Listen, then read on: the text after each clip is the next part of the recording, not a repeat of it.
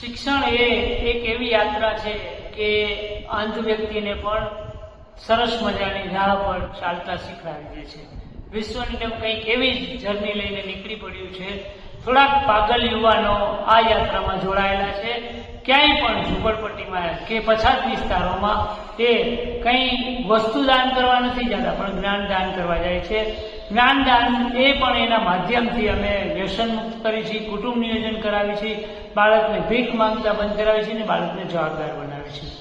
રાજકોટની 14 જેટલી ઝૂંપડપટ્ટીઓમાં અમારા કલરવ કેન્દ્રો ચાલ્યા અને અત્યારે ઈશ્વરિયાની બિલ્ડિંગમાં અમારું ગુરુકુલમ ચાલી રહ્યું છે. ત્યાં એક જ ધ્યેય છે કે ભીખ માંગે એના કરતાં ભણતર માંગે એ બહુ મહત્વની વસ્તુ છે ને એ અમે સમાજને આપી રહ્યા છીએ. મિત્રો, અમારા આંદોલનમાં તમે પણ જોડાઈ શકો છો, પણ માત્ર ને માત્ર ભણતર આપવા, બીજું કશું નહીં.